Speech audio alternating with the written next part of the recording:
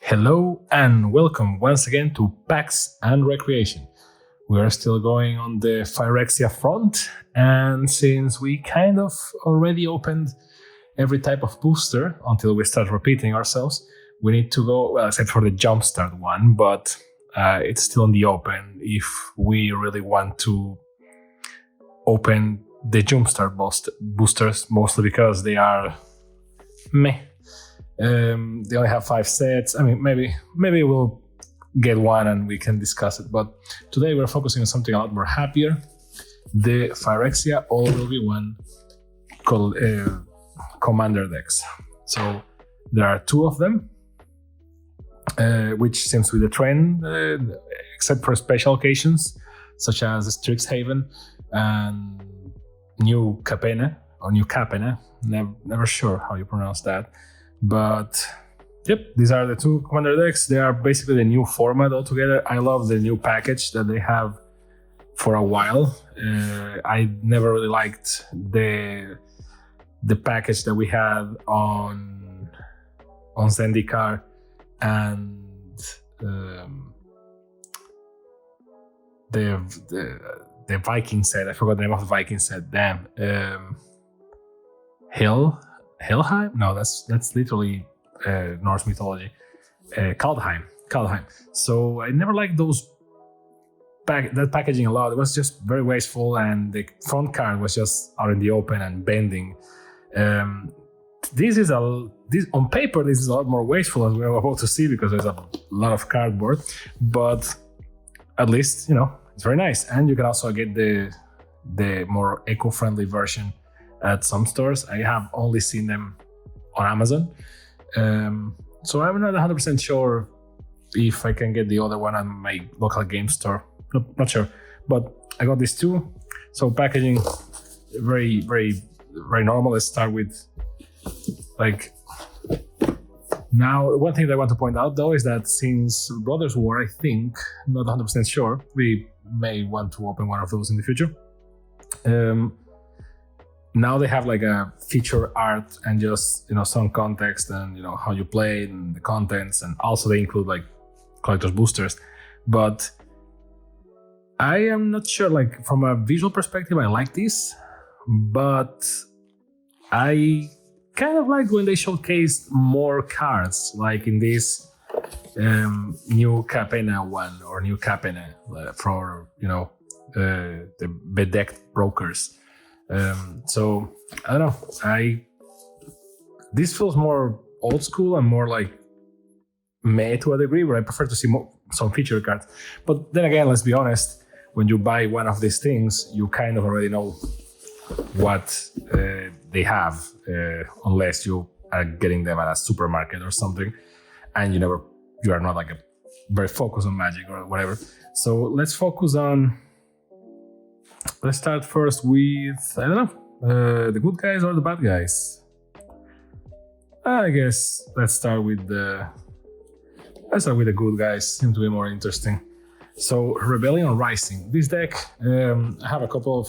I have 2 sets, right? So we already played with this a lot with my friends, and this one is very focused on tokens. And I mean, it's a Boros deck, right? So white, red. I hate when this happens, but I mean, at the very least, these boxes are for discarding. Those that Phoenix need multiple life insurance products. What? What? This is new, I guess. This wasn't here before, I think. Interesting. Nice. I like this type of details. Right. And I like this packaging a lot. I know it's wasteful because, I mean, you do this, and there you go. And all of this is, nothing, and you're supposed to throw it out. Sorry, not throw up. And this is also kind of wasteful as well. You have some counters. In this case, you have a charge counter and +1/+1s and some other charge counters. This is because of the deck it is. Normally they're just +1/+1s or something. And I always love this quote You may use these punch outs as counters or as victory confetti. I love it. And a divider, which I realized up until this moment I have been referring to as separators, so bear with me. And you can see that this is whatever. I normally punch them out and go with them. And one thing that I do is that if you want another separator, if you want another divider, or you want something regarding like your commander deck, if you're separating them in any degree, I normally cut these out with a pair of scissors, and you can determine how big you want it to be, like how tall and how wide, so that it will serve as separation. Since the decks normally are in like boulders, ultimate guard boulders, the tokens are the ones that I separate with that. So that's the pro tip for today, from a cardboard lover to another cardboard lover. And also it comes with this box that is very nice and very clear. Very simple, but let's be honest, no one uses this for real. At least I'm hoping that no one uses this for real. And the Phyrexia collector's booster that is here is fighting me. Okay, there you go. It's a collector booster sample, which I love the fact that they include this, but I love it both on an ironical and not ironical perspective. They know that commander players, first, this is a casual format, and I love that how some people say that as a despective thing, like, oh, it's a casual format. I mean, it's the most played one, so maybe, I mean, it's a game after all. But I love it that they're more, Wizards is more like relaxed with this. Like you have the victory confetti quote here, and in the box you have the Phoenix insurance policy thing. And however, they know that people that play Commander or EDH, as the cool people say, it's people that really like to have like their Commander decks. And since you only have one copy of each, if you want to have like the best version of that card or anything, so collector's boosters are really for that people, right? So this is bait, and I like it and I hate it at the same time. So maybe you can trade some cards in there. We will open this in a second. Piece of cardboard, a life counter that, I mean, it's nice. I would prefer the 20, but I understand that maybe wouldn't fit. Although the box is very big and almost empty, so it will fit. But counter to 20 points on one side and to 40 on the other, which is the normal commander life point total. Although one thing that I always find very funny is that it starts on 21, so you have to turn it, of course. I would prefer that, I mean, it's commander, so if you take 20 of commander damage, that will be the end. So, I mean, maybe 2 wheels, because, I mean, this wheel is like around here, so all of this is empty space. Maybe 2 wheels or something. I don't know, just giving ideas. Because, let's be honest, this is nice when you like open your first pre-construct, which maybe is the case for most people that buy pre-cons.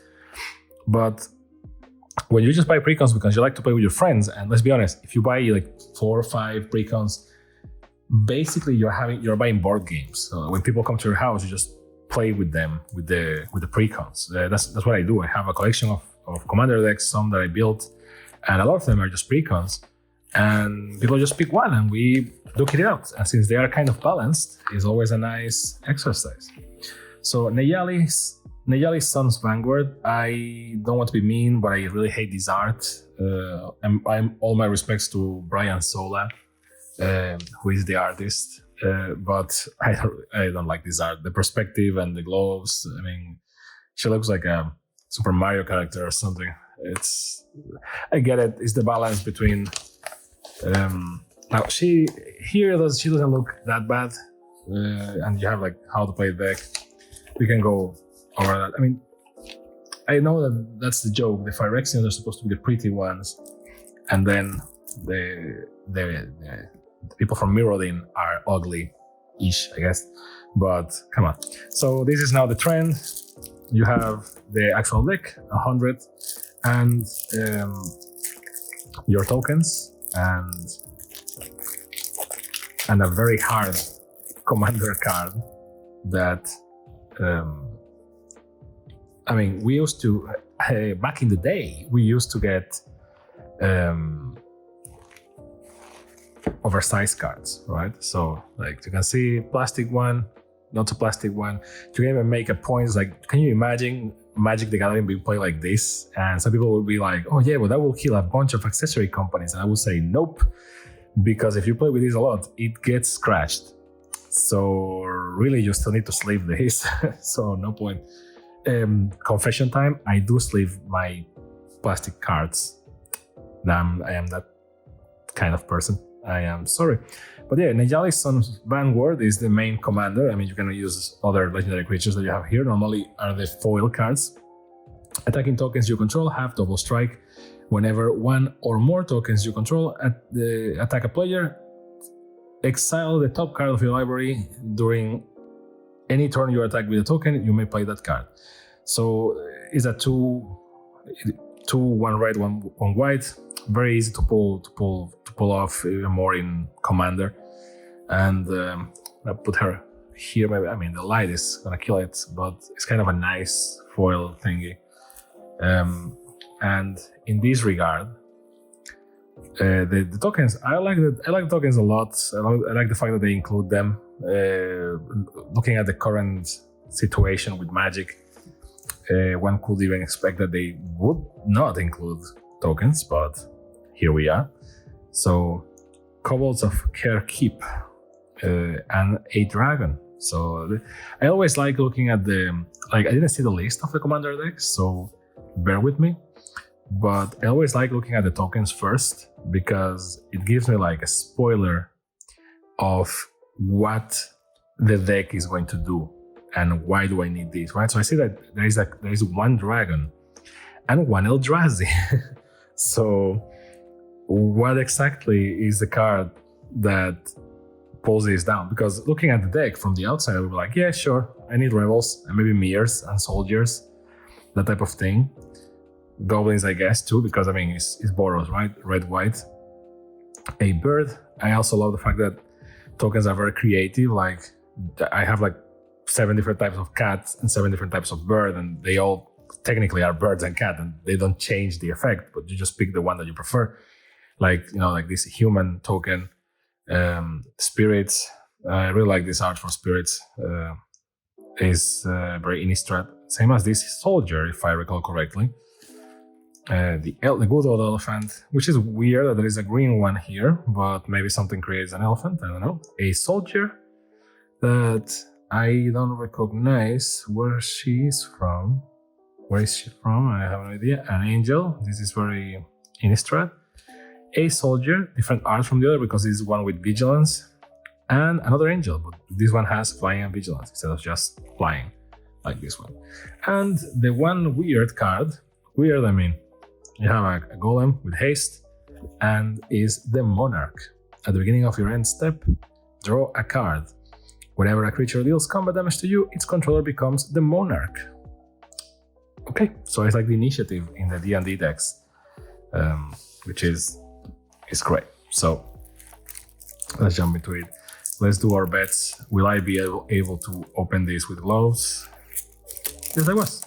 Kudos to the packaging designers. A little bit of joke aside, I think is like I do it with gloves just out of aesthetic, right? But some people don't have the motor skills for this kind of thing. So if I could with gloves, it means that this has good accessibility. So Neyali's card, we already saw it, and the other foil one in this is Othari, Sun's Glory, a legendary creature. Phoenix, flying lifelink haste. Whenever Othari, Sons of Glory attacks, you get an experience counter. Then create a 2/2 rebel creature token that's tapped and attacking for each experience counter you have. And if you pay 2, 1 red and 1 white, you can tap an untapped rebel you control and return Othari from the graveyard to the battlefield tapped. So this can be a good commander, but since you can just call it back from the graveyard, unless you're playing against something that really goes down on exiling cards, this seems to be better not being a commander, but okay. And then, basic Magic rules. and then we turn it around. So no point in, this is not like a boost or anything. I mean, you can just see what cards are here. I can just comment if I see anything kind of weird, but we can talk about the strategies about how this plays, right? You can see that like skills like Convoke, your creatures can help cast this spell. Each creature you tap while casting this pays one colorless or one mana that's creature's color. So and that's playing into the token game, right? So that's kind of what the whole dynamic here is, which it shouldn't be a surprise being red and white, right? But the real trick here is that you have a lot of artifacts like this that have the For Mirroring skill, which is, effect that is new for Phyrexia, All Will Be One. And that mirroring skin, that for mirroring skill is the one that allows you to, just have a bunch of artifacts. And in this case, an artifact is also a creature, and you create tokens which you can benefit from with any of your two possible commanders that are included here, which I'm now realizing that the foils get really shiny. Too shiny, maybe, too close to the sun. I need to maybe put a light like this. Nope, not improving. I'm still trying to find my mojo with the lighting. So please bear with me as we try to, because my hand is doing most of the job if I do this. Oopsie whoopsie. But, well, I mean, it's a foil, right? So that's the price you pay for a foil card. Maybe if I put them here, I guess. And let's keep the possible commanders at any point. So, well, you see, all the four mirroring cards are great for this because you create a token, and both of these have token skills. Like this one, you can, as long as you tap a rebel, you can just keep bringing it back. And this one, all the tokens that attack have double strike. So this creates a token. At the same time, it equips the token, right? So it's a way of having things to defend yourself. This is why we have spirits, because this the staff of the storyteller creates a spirit. World Warden's Gambit, so that you create tokens, rebel tokens, like that. That's the whole gimmick. Hexblade, Wallbreaker. I love it that the whole focus here, same as like Kamigawa, there is one of the commander decks is around vehicles, and the other is around auras. I love the fact that this one is like, you have artifacts and tokens, and everything has haste. If you play this one, for example, Volshock Factory, put a charge counter. So this is why we have charge counters. Which, fun fact, one thing that I would like to know is how people deal with, quote, different counters, because the poison counters, which we will see in a moment with the other commander deck, I just put the card and put the die on top. But for these type of different things, I mean, you have the cardboard cutouts, but do you use like different type of die or different type of anything? I use these crystal pebbles that you normally buy for gardening, which I don't have any with me here, but I can make a cut in any moment and just show it to you. Card of Grace. When Card of Grace enters the battlefield, you become the Monarch. Oh, there you go. This is why we have the Monarch. And at the beginning of your upkeep, create a 1/1 white spirit creature token with flying. If you're the Monarch, create a 4/4 white angel creature token with flying instead. Oh, okay. So that's nice. Funny that they have a Monarch mechanic when they are the ones losing. So I really find it funny. I really don't know how to put these cards. Maybe I can do it like this. Well, you can kind of see it. Elspeth Tyrell. Nice. We all know what happens to her in the current set, so technically she's not dead. Technically, but very token oriented. You create tokens, white soldiers, which kind of fit the requirement for everything else. So they don't need to be rebels. Landfall, which is always great. Angels, because white is a thing. Felidar Retreat. I love this when a type of art is just weird. I mean, look at those faces. Whenever a land enters the battlefield, you choose something to do, and in this case, you can create a white cat beast. That's why we have cats in there, or put counters on each creature you control, and they have vigilance until end of turn. Final of Glory. This I don't recognize. This is not Mirrodin, I think. They look very Innistrad. I don't know, but I'm biased towards Innistrad, so you know how it goes. Flawless Maneuver, which very Lord of the Rings like art. Captain, your units are at the tip of our spear. There is 0 room for failure. Nice. If you control a commander, this is the thing, commander specific cards. If you control a commander, you may cast this spell without paying its mana cost. Oh, nice. Creatures you control gain indestructible until end of turn. Oh, this with tokens is very nice. Harmonious Archon. Non-Archon creatures have base power and toughness 3/3. Okay. When Harmonious Archon enters the battlefield, create 2 1/1 white token creature tokens. Seems nice for 4 and 2. Hour of Reckoning. Destroy all non-token creatures. Well, this deck is just tokens, so there you go. Create 5 1/1 white human tokens. This is why we have humans into the tokens. I feel like this deck should be an exception and just have instead of having just with 10 token cards, come with like 20 maybe, and because the deck really calls for it, right? So it's not like we are I'm just asking for more without reason. Like, this is the token deck, and no one cares about tokens normally. Like the card itself. Normally you find them accumulated on your local game store, like in a box, and no one gives a flying something about them. It's like mana. It's like the lands. No one cares. Although they are technically the same cardboard, but we know how this works.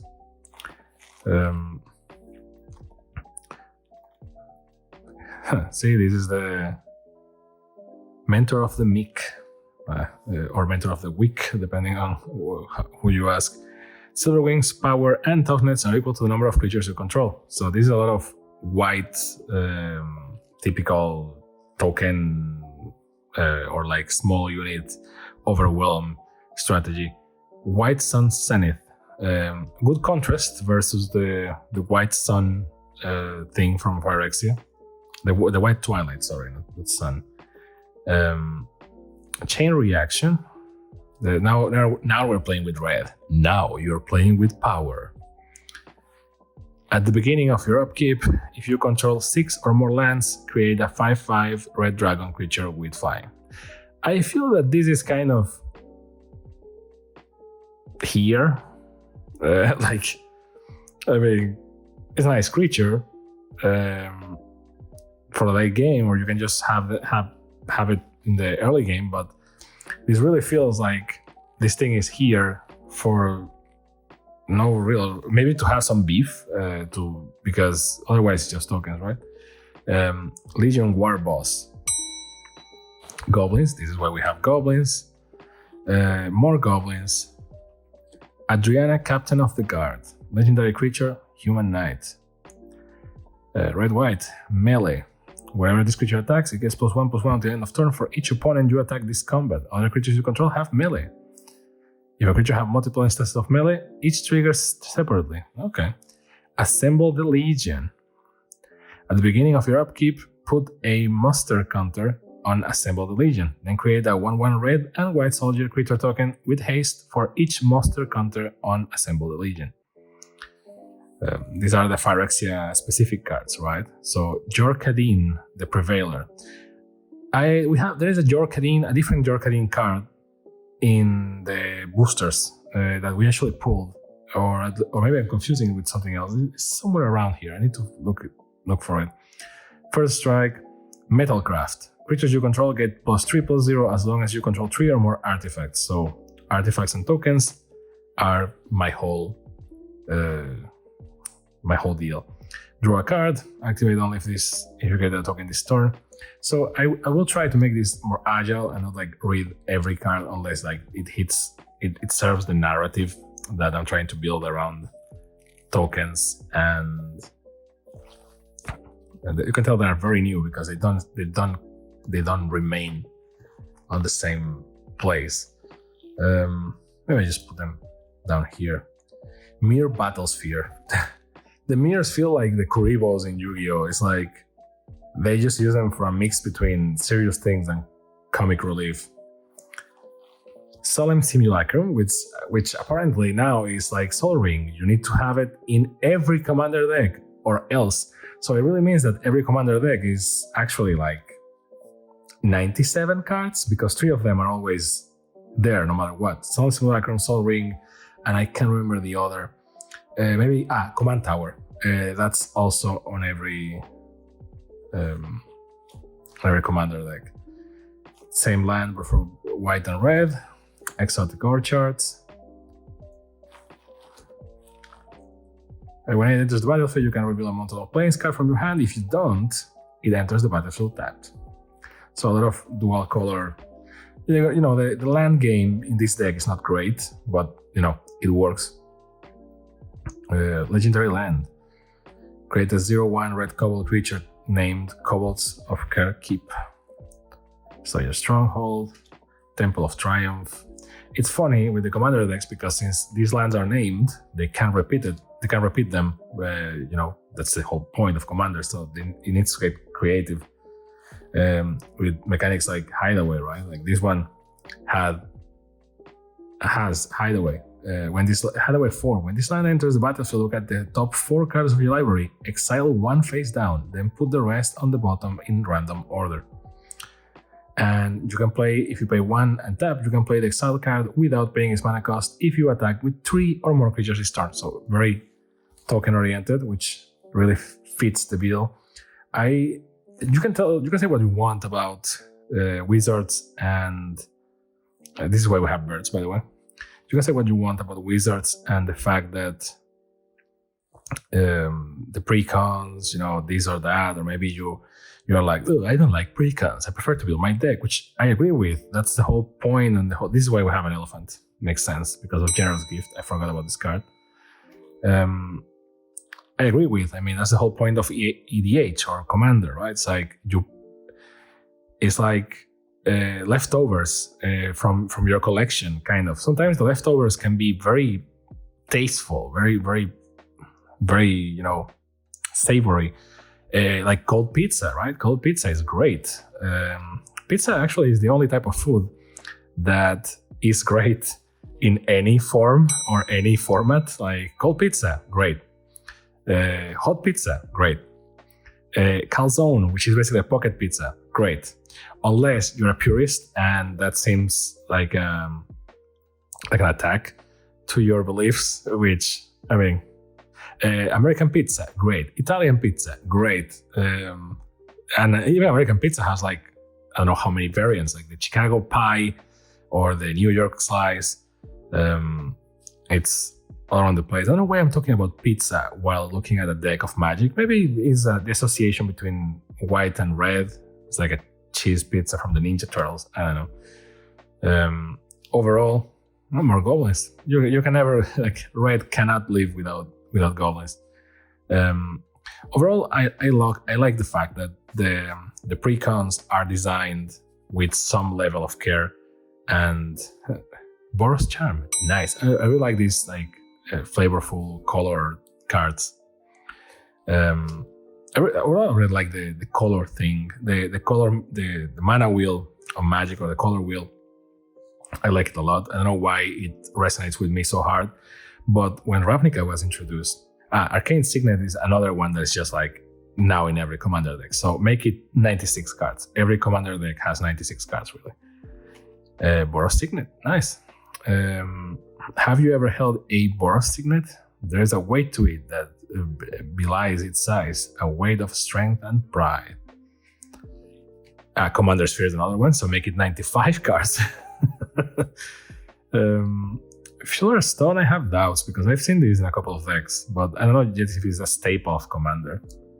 You can really tell that the whole deal with the recurrent Commander cards, like the signets and the Soul Ring and etc., is all around the same, which is mana. Because a good commander here is the Devil Incarnate Soul Ring. A good commander deck. I mean, there's a reason why you don't see many single color commander decks. I mean, they exist, don't get me wrong, and they are technically better to play with because your mana base can either be smaller or it can be more focused, and you just need to pull the same Boros Garrison. I love the theme things. You just need to pull the same strategy over and over again. But Command Tower here is. But some people make the case, and I wouldn't say they are wrong, that a monocolor deck normally is weaker than a multicolor one. I mean, from a pure game design perspective, it is true that most of the and then the lands, which you can't run from Phyrexia. So even if it's the deck for the good guys, they have Phyrexian lands. That some people care about this. I mean, it's ready to play, so this is great. And some people just will replace them with actual cool lands because, I mean, a commander deck is to blink. There is a video, by the way, by Ristic Studies, which is, he's a great MTG YouTuber. He makes great content. I don't need to recommend him. I mean, well, maybe you've never seen content from him. If that's the case, then please go. But he has a video about people now are making commander decks with the artist proof. And that whole video, I think it's last video on his channel as of the moment of recording this. So go check it out. I mean, I really like the fact that people are very creative with Commander and you can just do whatever you want. And this is the collector's booster. Let's see. It only has 3 cards. One of them is just paper for the sake of paper. I guess to give it more of a body. And let's see. So not expecting anything much. Oh, nice. Malcator, Purity Overseer. Very nice. Unplayable with the deck, but very nice. And the second one, a Bone Picker Scourge, which the card is whatever, but the art and the foil are great. So that was deck number 1. As you can see, that deck is 100% focused on tokens and aggression, and just tokens, equipment, and all around the tokens. They use the 4 mirroring mechanic as much as they can. And I also like the fact that, contrary to the Jumpstart boosters, by the way, the commander decks do try to be more, like they are a better representation of a set. So if you're like me and you like to collect stuff, but you don't want to collect every card on the set because they're very expensive, and you don't want to buy booster sets or booster boxes or stuff like that, send me an angel. Oh no, not that one.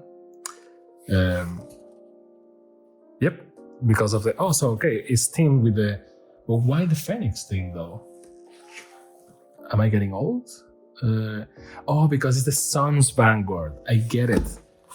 She is the Sun's Vanguard, and the whole joke is those of Phoenix need multiple life insurance policies because she's a Sun's Vanguard. So, and there is a Phoenix behind her, which isn't very clear unless you like see the thing here, the wings, or at least that's what I'm interpreting from this. Maybe I'm reading too much into it, but like the detail. I don't know if that's been there for a long time or it's just with these decks. I never noticed it before.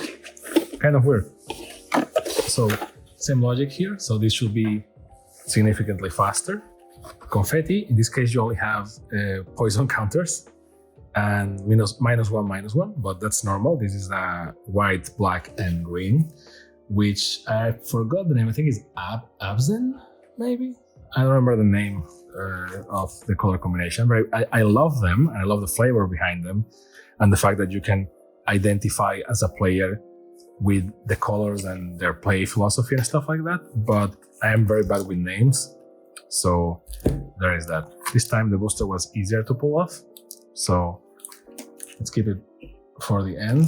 Not expecting a lot of value from that. It's just a sample so that you know. Again, the counter, same contents as the other, and the cards. And here is the guide. I know that, I'm a sucker for this type of thing. I know that people are here for the cards. Not necessarily in this video. You can just see a list of what cards are in this deck. If you're here, maybe you just want a podcast from a person with a deep voice. But I know that in every Magic product, people don't really care about this, both from a information perspective and from a thing perspective. I agree that the fact that it's all bent up, I can't, even if I like this a lot, I can't do anything with it. I can't frame it or anything. So that's very bad. But at least from a lore perspective, I like it. See, there's the card, and Elish Norn created Atraxa and bequeathed upon her a sacred duty. While Norn turned her conquering eye to the multiverse, Atraxa will have the honor of bringing the other spheres of New Phyrexia into the fold. Atraxa knew if she were to do this, she will need a lieutenant of her own. Taking inspiration from Elish Norn, Atraxa created Ixhel in her image and commanded Ixhel to go forth and subdue other praetors.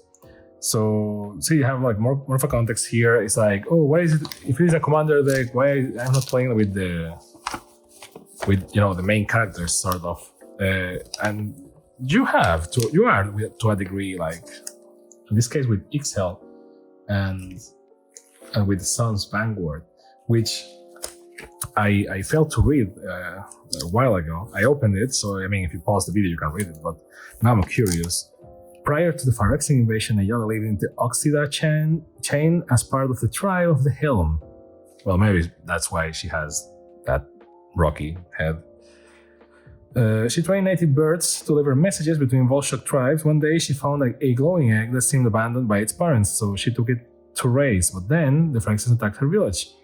Neyali and her egg were the only survivors of the massacre. You can imagine that the egg is going to be a phoenix, right? So right after she collapsed, her dedication was rewarded. Her egg cracked, birthing a phoenix that burned with the very fire of resistance.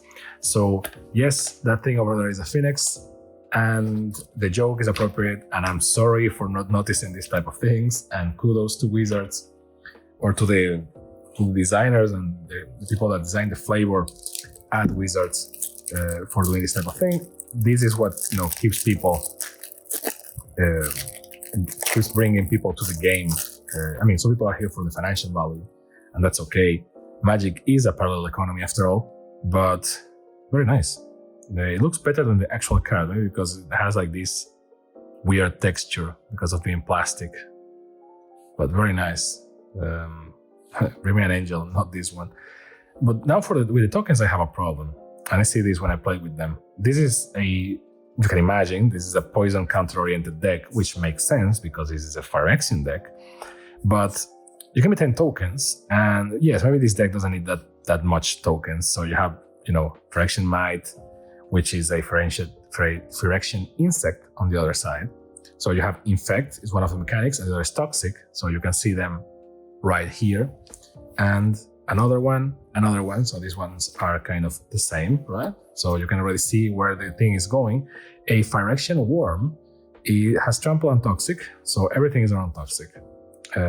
Fun, and another insect. So apparently a lot of insects. Apparently insects are going to be a thing, another one. And this one has a Phyrexian Horror, which love the art. And 4 poison counters. I don't understand the idea. Maybe they just run out of ideas for other stuff, maybe. But on the back, yes, it's a beast. And just a beast, not a Phyrexian beast, just a beast. And then 3 Phyrexian mites with a different art. I am still not sure what qualifies as a might. Apparently anything that is like 1/1 Toxic 1 and can block. But I don't get this. Like, I don't know how people play these. Like, do they give a card to the other player, or like they pile them up? Like, to my understanding, you put the poison counter in, and you pick your D20, and you just, like, a poison counter, 2 poison counters, 3 poison counters, right? Like, this is your poison counter, the whole thing. So you have this on the side. Like, why do I need multiple? Like, are you supposed to do like this and be like, okay, 2 poison counters, 3 poison counters? I don't know how is the Magic etiquette right now. I am very picky with my Magic etiquette, so I may do a video on that to see and share how other people put their cards around, because technically there's an official layout, but it's everyone's game, really. You can just put the cards in any fashion as long as it makes sense. Although, and this is going to be difficult, this is the opposite of the other one. The other one opened kind of easy. This one not as much. I can't say, and if you don't have fingernails or gloves, plus you wouldn't want to scratch this with a fingernail to try to catch it because of the foil. So the thing should be on the back, but for some reason, Wizards always puts the thing to pull on the foil side. So why do you want me to? I mean, I know why you want me to attack my own cards, Wizard, but I mean, we are the tribe of the cardboard. Please respect my wishes to love my cardboard and not screw over the whole thing. And I can open it. And this is another instance of Today with Gloves. Actually, one of my original ideas for this video, because it's a tradition of mine. 1 second. Since it is a tradition of mine, I normally, when I buy like a commander deck, which is 100 cards, so it's exactly a box of Dragon Shields, and I double sleeve them because I play commander a lot, right? So, and it makes sense to double sleeve a commander deck if you are always playing commander with your friends, or you play commander every week. And there you go. This is, I mean, I'm okay. There you go. But at the same time, you can tell that one of the things that I do to, like, it's like my own crochet or like tricot or something. My relaxation task is double sleeving a commander deck at the same time that I'm listening to a podcast. I just find it, it's a very mechanic task, but it's very relaxing to me. I don't know. So Ixhel, Sign of Atraxa, legendary creature, flying, vigilance, toxic 2, and 1 white, 1 black, 1 green, and 1 colorless. And it has corrupted. At the beginning of your end step, if each opponent who has 3 or more poison counters exiles the top card of their library face down, you may look at that.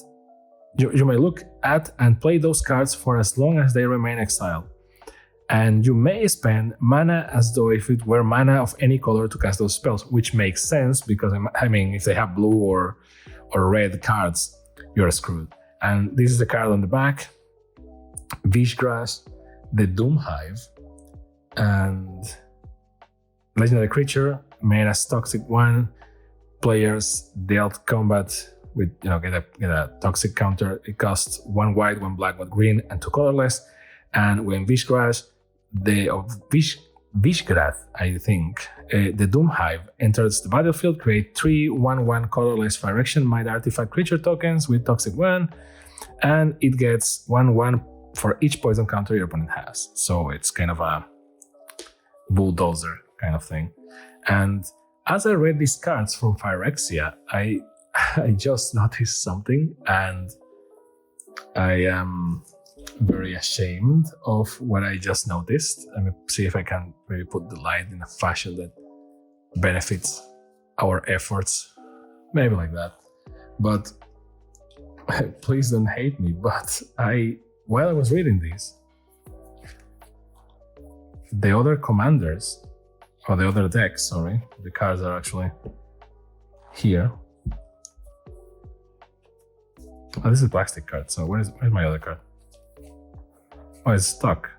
Why though? If I have gloves, I mean, this is clean. I'm kind of an idiot here because I was like, oh yeah, you have another commander. This is the Phoenix. Like now, I mean, sorry that I'm slow to this, but I was like, oh yeah, the commander, etc. I think you have another option, but by looking at this, I was like, what is this? It's an insect. Maybe they have a relation or something. Maybe it's playing on the lore. But now I realize that you have the you have the commander, you have the Phoenix. This makes so much sense. I love it. And this is redeeming completely the Boros deck to me because I didn't like the aesthetic, and I'm really not much of a red player myself. But like, this is redeeming it for me. This is great. Sorry for not noticing it before. That one was, this is all poison oriented, and you have some cards like Norn Choir Master or Norn's Choir Master, Norn's Decree, the Whole, which that's Ajani, right? Yeah. So Ajani, Braska, and I always forget the name of this planeswalker. Sad. And also Ajani is not in this set. He was in another set, another commander deck even. I don't remember which one. Maybe it was a new Capena one. I don't remember. Get summons. Some of these cards we got in the collector's boosters in the last video, so they are not like much of a surprise. Which I don't really. I get it that they put commander cards there because if you want the bling for the commander cards, I mean, Lisa's Retriever. Oh damn. But a Wormquake, nice, and you can see the resistance finding there, and everything just multiplies if you have Corrupting. Glistening Sphere enters the battlefield tapped. When Glistening Sphere enters the battlefield, proliferate. So multiplying counters. Playing a commander match with this game, if you are just playing 1v1, which I'm not going to shame you for it. Norn's Annex. Norn's has everything in this set. Like she's like the Barbie doll of this set. She has like an Annex, what was the other card here? A Quartermaster, and she has like a fountain that we saw in the other boosters. And I mean, maybe she has a car as well and a house. This is, I mean, she is the mother of machines. It makes sense. Phyrexia Rebirth. Loving this art. Destroy all creatures, very white. Then create an XX colorless Phyrexia horror artifact creature token where X is the number of creatures destroyed this way. So this is a perfect counter for the other deck, right?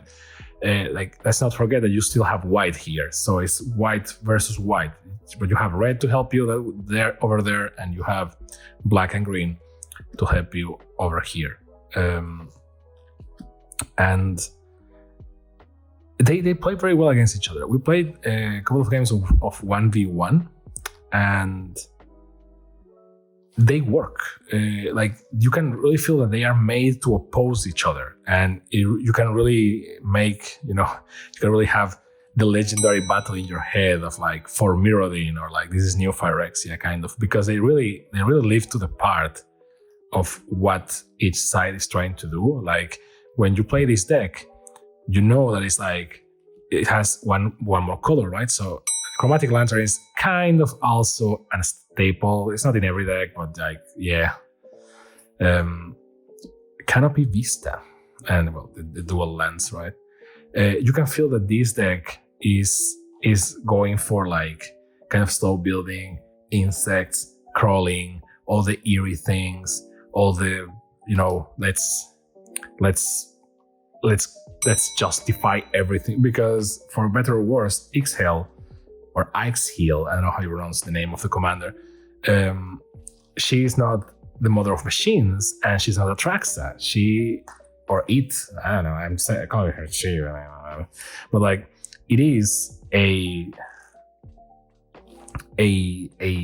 executioner, right? I mean, it's an angel to Phyrexia the same way that Avacyn was an angel for Innistrad, right? The same feeling. So the thing is just going around and and applying justice, Phyrexian justice, right? So literally it's Avacyn, but for Phyrexia. I like the lore a lot.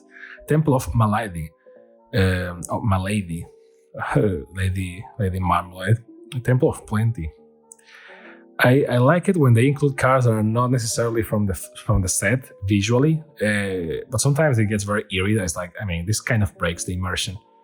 I know that some people just buy the thing and they just upgrade it or change cards or whatever, but I really like the concept of the deck being kind of a story, so like you have the good guys and the bad guys, and they each represent what they are mechanically and in the commanders as well, right?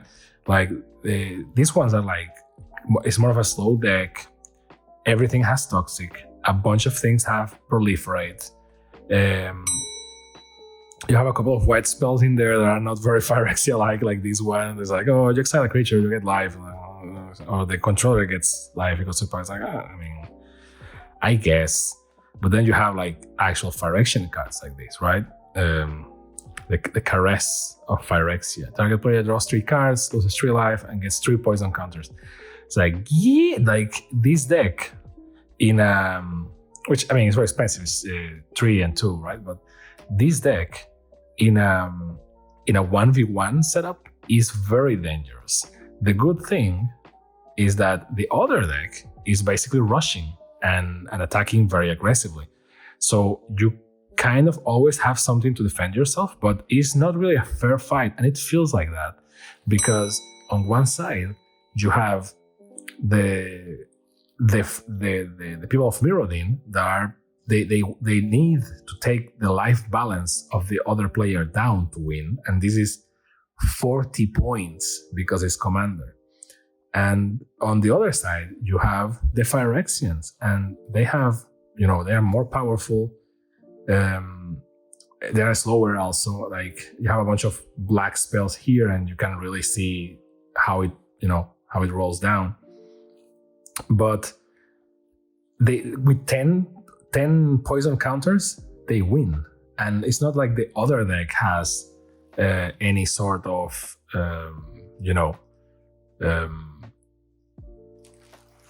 like what's the name of the character that cleans the poison counters? I don't remember, but there is a character that cleans poison counters, right? That we opened that card in the previous videos. And even if you have that card, you can only have 1 copy of the card, right? So it's not like that's going to save you. So no point, really. So it's not really a balanced fight at all, because this card, I mean, if most of the poison counters were around attacking directly, I would be like, yeah, sure. You can defend with all the tokens and all the stuff you have. But ironically, other creatures here are more expensive, which makes sense. But see, like, Mycosynth Fiend gets +1/+1 for each poison counter your opponents have. So this is okay, because this surfs on the poison counters. But other cards that, I mean, this doesn't have as much proliferate as it could. If you just throw here like a couple of proliferate cards from the actual set, or even Mummy of Machines or the Glory Dominus, it becomes, I mean, it's a lot more white than it should be, but it becomes very, very dangerous. And which, by the way, fun fact, we don't have a lot of Phyrexian costs in this set. We have mostly for the Planeswalkers, because they are completed. See, like proliferate. Put a creature card from a graveyard onto the battlefield in your control, and then proliferate. Which, yeah, I mean, it's 4 and 1 black, but still, we are talking like now you're playing with power. Fun fact, between the two decks, this is more expensive than the other, as if this was a better deck or something in terms of value of the cards. I don't know if we're going to put the value of the cards. See, in fact, so like everything is on the same mechanics. I don't know if we're going to put to each opponent. This card is a pain in the ass, by the way. In Magic Arena,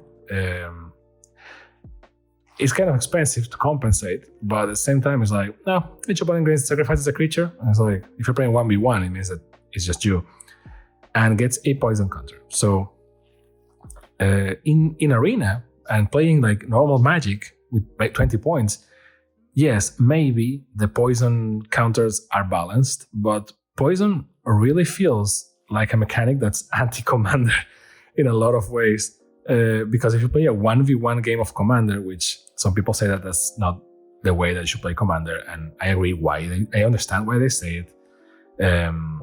But I play a lot of, here are the staples: Commander Sphere against Signet, Contagion Clasp. Oh, nice. And then Proliferate, of course. Follower Stone, so this is another one for the family. The Golgari Signet, there you go.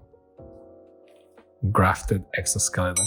I feel that in 1v1, this deck is slower, so it doesn't feel like a land, like you are getting, you're getting the short end of the stick if you play the other one. But I mean, they only need to do 10, and a lot of these cards just put counters. They don't need to attack you directly, right? They just put a counter. So if you are like me, like I play with one of my friends, Magic, and we both love Commander, and we focus on Commander a lot, and we play a lot of 1v1. And to a degree, playing Commander 1v1 is basically playing Age of Empires with cheats to a degree, in the sense that yes, you can play all like more cards than you will normally could in a normal Magic game, because you have more room for errors, and you can take a lot more damage, and you can build your board. Let's be honest, the reason why people like Magic the Gathering and love like building their stuff, and you have a lot of people that like playing alone to some degree. This is also like kind of a tricky card, Canker Bloom. Is because you build your board and you're like, man, and I do this and I do that. If you play Legacy, you know for a fact there's a lot of people that play alone the entire first turn. That's not great, but they love it, and everyone loves to like have their board and all the stuff happening in the board, and everything is great and everything is amazing. And I understand that. Yu-Gi-Oh is the same. Yu-Gi-Oh is even worse. The first turn is very decisive nowadays. Pokemon is kind of the same because of the evolution of your Pokemon. Flesh and Blood is the opposite, and I see why people like Flesh and Blood. In Flesh and Blood, you start with the complete thing already done, and which is the opposite of Magic, Yu-Gi-Oh, and Pokemon, where you build up your engine. In Flesh and Blood, you have everything, and you just the two characters fight each other. I see why people like Flesh and Blood, because to a degree, it's kind of Commander. Like you have your pet, which is your main character, and everything goes around it. And with your Commander, I mean, you can win a game of Commander without ever using your Commander, but it's like a cheat code that you have. You can always type down, how do I turn this on? And the Cobra card will appear on the Age of Empires battlefield, right? So that's kind of the feeling that we get from this. And this is a very build your own thing type of deck. The other is more of let's create a bunch of tokens and let's ravage, let's try to get there. But it doesn't, and then the map, the Phyrexia Atlas, which makes sense that this is with the bad guys, also because of the colors. But and then white, black, and green, and that's it. And overall, I think both are great. They are very good. They are great playing against each other. You see that there is a balance. There's a very good thing going around. In terms of flavor, I also love the flavor of the commanders and how they fit into the story. I still keep my point that if you are like me, you like Magic, and you like and you like, if you're like me and you like Magic and you like the flavor and everything, and you like to collect, what I was trying to say at the beginning was that, well, maybe you just buy the set Commander decks and you have like a mini sample of what that set was like, both visually and mechanically, right? In this case, you have, I was about to say Eldrazi. In this case, you have Phyrexians and people from Mirrodin. I don't know, Mirrons, I think is the word for people from Mirrodin. I am not sure. And they, in this battle, mechanically and thematically, it feels like the battle for Mirrodin. Like, a desperate rush to like, by any means, and using Hex Gold, so that's why you have a bunch of artifacts and for Mirrodin as a skill, etc. Versus just toxic, and oil. So it really feels like it's playing the part, and I really like it. In 1v1, you can really feel the struggle and you can really feel the balance. By the way, let's open the last collector's booster. But if you play with 4 players, it's more of a mixed bag. Like toxic is a lot more widespread. You can focus on screwing one person only, and that will make sense. I'm trying to keep the booster alive. As I said once, I like to keep like one example of each booster because I like the booster aesthetic. Sorry, I'm a sucker for this type of thing. So there is this, and there's another card here that doesn't want to cooperate.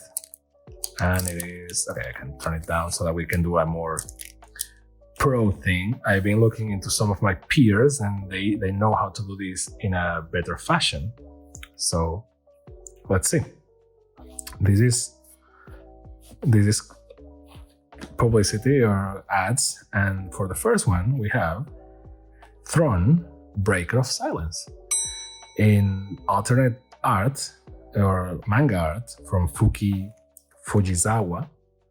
And this card, I like this card a lot. It's not very valuable apparently, but I really like how it works for a mono green deck, or even in this deck, in the white black green deck. Maybe you can fit it. You can fit it in. I don't know, but you know, very good card for mono green. And lastly, another foil, another Bone Picker Scourge. It really feels like this one is there regardless. Like, oh, you're getting a Bone Picker Scourge because it's a nice card. And finally, I think that overall, you know, these decks are very good. I would not pay overpriced for them. Like, they don't have MSRP because Wizards is got a Wizards, I guess. You can see by going to like a Amazon or something, you can see the actual price is like $45 dollars or euros or whatever. And I don't think, I mean, if you never had a commander deck and you want this one to be your first, then sure. I mean, by all means, as long as you play Magic with your friends and you know, other people, sure, jump in. Welcome to the group. We're happy to see you.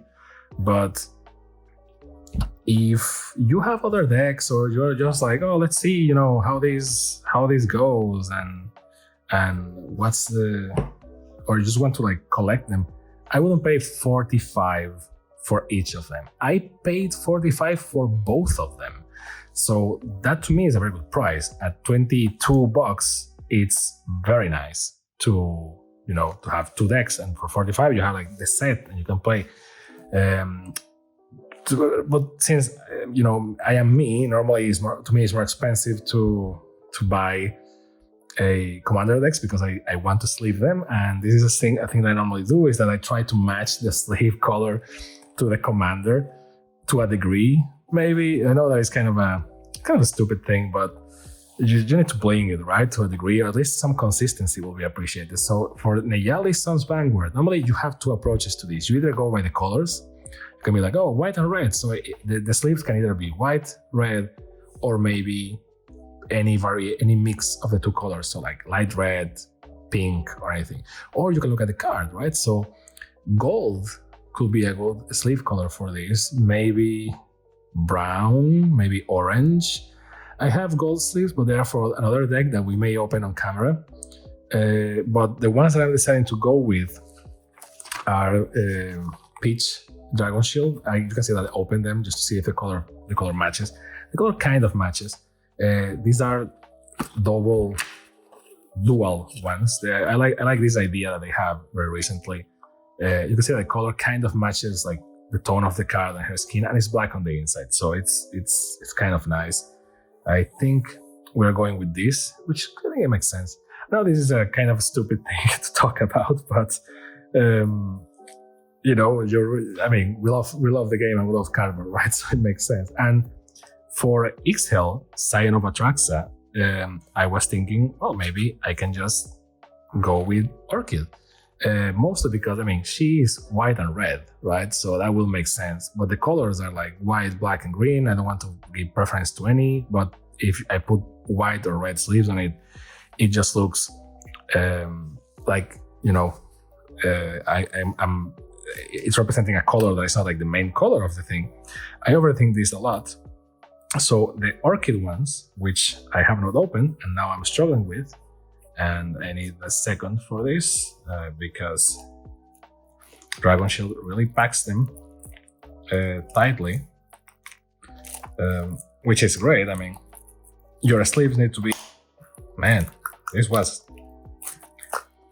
difficult. Okay. So there is that. Let me put my sleeve back on. You can, like, a true Magic the Gathering player, a magic Chad is the one that even sleeves his own hands, right? So Orchid, and it, you know, it's like pale. It kind of fits with it's a mix of all the colors we took, because Swamp is black, but technically it's purple. And you know, it's like soft. It kind of fits. I don't know. I have my doubts with this one, but I don't want to put it like white or red. This is like the off-topic part of the thing. I just like how they sleeve them. I would do like a kind of talk as I sleeve them all, but you know, it's 200 cards plus tokens, and this video is already long enough for just unboxing 2 commander decks. So I will do this at my own pace while I'm like listening to a MTG lore video or something. I hope you enjoyed this video, and I hope that it was of some use to you. Obviously, I mean, these are like decks that you know what they come with, so there is not much there, but at least the gameplay thing and how they interact with each other, I think is very nice. Playing toxic counters versus 3 other people is very weird and very funny at the same time. And the white-red, the Neyali deck is kind of more simple and straightforward in the, you know, like in the playing department, but it feels like it's fulfilling a function here. So overall, I really like them. I don't understand why this one is cheaper than this one. I mean, I know this is Phyrexians are prettier because in terms of value, the cards here are more expensive, and this deck is not bad at all. Like both decks are very good. I will recommend them. Do not pay $45 or $50 or anything above like 30. Like, if I don't give grades to stuff, I grade them on price. So to me, these are like $30 decks. But obviously, if you can get them for 25, they will be amazing. If you don't have a rush for them, you don't have a need for them, wait, they will get cheaper. I got a lot of my commander decks from previous sets, because now I'm getting back into Magic, so I wanted to catch up for like $20 because they were old, and apparently people don't care about decks that are 6 months old. So that's the moral of the story. And the boosters are like a nice thing. When you get like interesting cards, it's good, but I mean, this is not great. I mean, again, it's a sample, but yeah, I don't know. Mixed feelings here. Even more because they are not picked for this, so these wouldn't really work with the decks. So I know that you're trying to bait me into buying more, which I did, and I opened in the previous video. You can check, there's a link there. But you know, overall it's very nice, and I like the lore, and the whole Phoenix thing caught me by surprise, and the whole text thing in the box caught me by surprise. So design, great. Mechanics and great flavor / mechanics connection, great. Everything is great here, except the price. I don't like the price.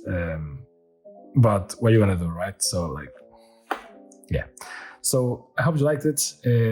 This has been Packs and Recreation. See you next time, and thank you very much. Bye.